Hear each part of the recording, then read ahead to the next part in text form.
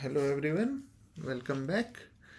અને આજે આપણે એક કોર પોઈન્ટને સમજવાના છીએ, જે છે આપણી તૈયારી દરમિયાન આપણને જે સિલેબસ મળ્યો છે, બરાબર, એને આપણે સમજવું જરૂરી છે, રાઈટ. એ ઘણીવાર આપણને સિલેબસ તો બધાને ખબર છે, પણ એ સિલેબસ કેમ આ રીતે ડિઝાઇન કર્યો છે, why somethings are included, why somethings are excluded, અને કેમ આ મલ્ટી ડિસિપ્લિનરી દેખાય છે, બરાબર.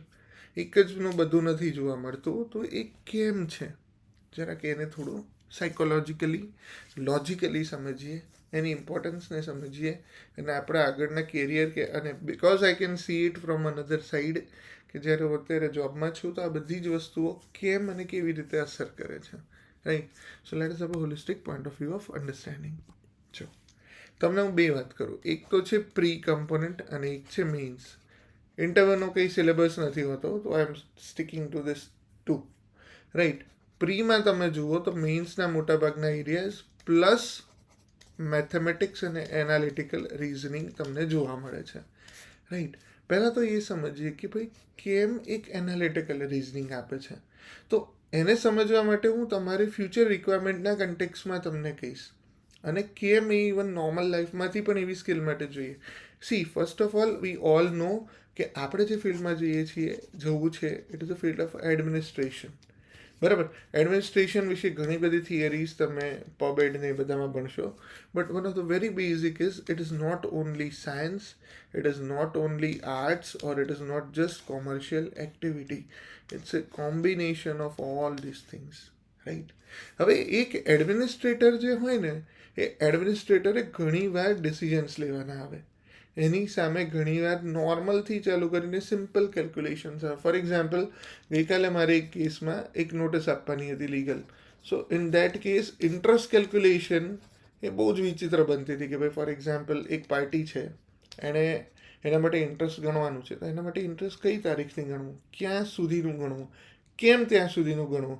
એણે એક જગ્યાએ ટેક્સ ઇવેઝન કર્યું છે, સો નાવ એ ઇવેઝનની ડેટથી એણે પેમેન્ટની ડેટ ગણી એ ગણવું, કે ઇવેઝનનું ડ્યુ ડેટ આવે ત્યારથી ચાલુ કરીને આ ગણવું. You C, this kind of complicated situations actually do arise, and that is what becomes the basis of all this. સમજે? સો ફર્સ્ટ ઓફ ઓલ આપણે આ એક કમ્પોનન્ટને સમજવાની જરૂર છે, ઠીક છે? Are you getting this? બરાબર.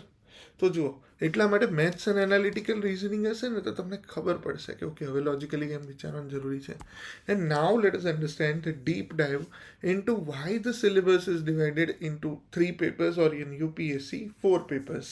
મોર ઓર લેસ તમે જુઓ તો ડિસ્ટ્રીબ્યુશન સેમ છે, GS1, GS2 અને GS3. યુપીએસસીમાં GS4-3નો જ પાર્ટ છે, બરાબર. ઇથિક્સ જે અહીંયા જોવા મળે છે એ આપણને GS2માં મળી જાય છે. સી, ફર્સ્ટ ઓફ ઓલ પહેલાં તમે સમજો તો કોઈ પણ વસ્તુની છે ને હિસ્ટ્રી તમને ખબર હોય ને, ક્યાંથી વસ્તુ કેમ છે, બરાબર. તમને હું એમ કહું કે ફોર એક્ઝામ્પલ ગમે તરીકેની સ્ટોરી ચાલુ કરી, ભારત મહાન છે, પણ ભારત મહાન છે તો ભારત પહેલાં કેવું હતું, શું હતું, ક્યાંથી આવ્યું, કેમ આવ્યું, right. So it will begin from the origin, અને ઓરિજિનને જ્યારે જાણશો ને ત્યારે તમારા મગજમાં એક રિસ્પેક્ટ આવશે, એક કનેક્ટેડનેસ ફીલ થશે, બરાબર, અને એક યુનિફાઈંગ ફેક્ટર તરીકે બી હિસ્ટ્રી કામ કરશે, right. So first and essential component is history, right. Now આપણને ખબર છે કે જ્યારે હિસ્ટ્રી તમે સમજો ને તો હિસ્ટ્રીમાં કોણ ક્યાં કેવી રીતે રહેતા, and that is what the understanding of culture. See, you can see this, both the subjects are from the discipline of art, બરાબર. આર્ટ્સ જેને કહીએ એ આર્ટ્સની ફિલ્ડના બંને સબ્જેક્ટ છે, હિસ્ટ્રી અને art and culture, right. Then comes the our dearest geography. That shows કે ભાઈ કોઈ પણ જગ્યાએ કઈ જગ્યાએ યુદ્ધો થાય, એ કેમ થાય, અહીંયાના લોકોનું બિહેવિયર આવું કેમ છે, એની જીવન જીવવાની શ્રેણીઓ કેમ છે, આ બધી જ વસ્તુ કનેક્ટેડ છે. So that is what is shaped by and designed by geography. Geography is not just a art subject, it's a science subject. ભલે આપણે એને ટિપિકલ સાયન્સ સ્ટ્રીમમાં નથી લેતા, but it is a science plus economic aspects એમાં બહુ જોવા મળશે, બરાબર. સો સોશિયો ઇકોનોમિક કાઇન્ડનો science plus social plus economics બધાનું કમ્પોઝિશન છે. એ તમે જુઓ તો એ તમને GS1ની થીમ તરીકે જોવા મળશે. રાઈટ. હવે તમે વિચારો કે કોઈ પણ કન્ટ્રીનું તમે જ્યારે સમજવા માંગો છો તો કન્ટ્રીનું તમે પહેલાં ભૂગોળ સમજશો, કઈ જગ્યાએ કેવું છે, કેમ એવું છે. રાઈટ. કાળી માટી ગુજરાતમાં ક્યાં મળે છે, કેમ મળે છે, ક્યાંથી આવી, કેમ એની બાજુમાં નથી મળતી, એના હોવાના શું રીઝનો છે, શું ફાયદાઓ છે, શું ગેરફાયદાઓ છે. એનાથી આપણું આખું એક્શન્સ અને ઇનએક્શન્સ નક્કી થાય. રાઈટ. લોકોનો બિહેવિયર પણ જિયોગ્રાફી અને ઇવેન્ચ્યુઅલ હિસ્ટ્રી શેપ કરે છે. Right. So first of all GS1માંથી આપણે જ્યારે 2 તરફ મૂવ પડીએ તો ત્યારે તમને મળે છે કે ભાઈ ઓકે, તમે એક કન્ટ્રીનું જિયોગ્રાફી સમજી લીધી, એની ઇતિહાસ જોઈ લીધો, એનું કલ્ચર સમજ્યા. હવે એ કન્ટ્રીને ચલાવવું તો પડશે. એની ગવર્નન્સ મિકેનિઝમને લગતા બધા જ સબ્જેક્ટ તમને GS2માં જોવા મળશે, વિચ ઇઝ અવર પોલિટી. કે ભાઈ એક દેશને ચલાવવો છે તો એ દેશને કેવી રીતે ચલાવશે? રાજા રજાડાની જેમ ચલાવીશું? ના ના ના, સંવિધાન બનાવીને ચલાવીશું. સંવિધાન આવું કેમ છે, એની અંદર અમુક વસ્તુઓ છે, આ કેમ છે, પેલું કેમ છે, આનું અન્ડરસ્ટેન્ડિંગ શું થાય, આવા લોસ શું છે, બરાબર. લોસ કેમ બનાવવાના, શું બનાવવાના, લોકોને શું અધિકાર આપવાના, નહીં આપવાના, લોકો એટલે શું, દેશ એટલે શું, બધી જ વસ્તુને તમારે બ્રોડર કન્ટેક્સમાં ડિફાઇન કરો એટલે બની જાય તમારું પોલિટી. એકવાર તમારો દેશનું બંધારણ કે કોર બની ગયું પછી તમારે એના પર શું બનાવવાનું છે? હવે લોકોને તમારે ચલાવવા તો પડશે ને. સો તમારે લોકોને કરવા પડશે govern, and that's why there is a governance and public administration. એકવાર તમે બની ગયા પછી ત્યાંથી તમે થોડા ડેવિએટ થશો, થોડા આગળ વધશો તો પોલિટિકલ સિસ્ટમના જે લોસ છે એને પ્રેક્ટિકલમાં ચલાવવા ઇટ ઇઝ ગવર્નન્સ, અને લોકોના હિતમાં ચલાવવા દેટ ઇઝ પબ્લિક એડમિનિસ્ટ્રેશન. લોકોના હિતમાં ચાલતી સિસ્ટમો છે. હવે જ્યારે કોઈ ઓફિસર છે, ગવર્મેન્ટ છે, પોતે મિનિસ્ટર્સ છે, this all are either the representatives or the public servants. એ લોકોએ કઈ રીતે બિહેવ કરવું છે, that is where the ethics lies and it guides. કે ઓકે, આ રીતની સિસ્ટમ, આ રીતના ઇથોસ, આ રીતની વેલ્યુ સિસ્ટમ્સથી તમારે કામ કરવું જોઈએ. You can see this polity is again a kind of art subject, પણ મોર ઓર લેસ આની અંદર પણ તમને કોમર્શિયલ આસ્પેક્ટ્સ તમને અહીંયાથી પ્યોર નથી દેખાતા, પણ તમે આર્ટ્સમાં જાઓ કે તમે ઇવન પોલિટીને હું સાયન્સની નજીકનો સબ્જેક્ટ ગણું છું, because it much more logical, much more rational, અને સાયન્સ કોમર્સના ડોમેનથી થોડો ઉપર પણ છે. Public administration in this are pure commerce areas. This is again art area, but you can see a very nice blend of each and everything is available here. જ્યારે તમે કન્ટ્રીની system establish કરી લીધી, સિસ્ટમની governance, lose, system, police, management બધું જોઈ લીધું, હવે કન્ટ્રીના growth થવાના ચાન્સ છે. માટે હવે તમે એની ઇકોનોમીને ફ્લરિશ કરતી જોવા શકશો. રાઈટ. ઇકોનોમી તમારી ડેવલપ થશે, લોકો કમાશે, લોકોનું વેલબિંગ આવશે, અને economy is again a pure commerce subject. પણ આ સબ્જેક્ટથી જેટલી કન્ટ્રી સ્ટ્રોંગ એટલી જ એની ઇકોનોમી પાવરફુલ અને વીક. અને ઇકોનોમી આપણને ખબર છે ઇથિક્સને બી અસર કરે, ઇકોનોમી પોતે પણ જિયોગ્રાફીથી અસર પામે છે, અને ઇકોનોમિક પ્રોસ્પેરિટીથી જ ઇન્ડિયા સોને કી ચિડિયા કહેવાતું હતું. You can see lot of things are connected. Right. હવે તમે જુઓ, જ્યારે ઇકોનોમી સ્ટેબલ હોય, પોલિટી સ્ટેબલ હોય, જિયોગ્રાફી સારી હોય, કલ્ચરલ વેલ્યુઝ હોય, it is that era where science and technology develops. Right.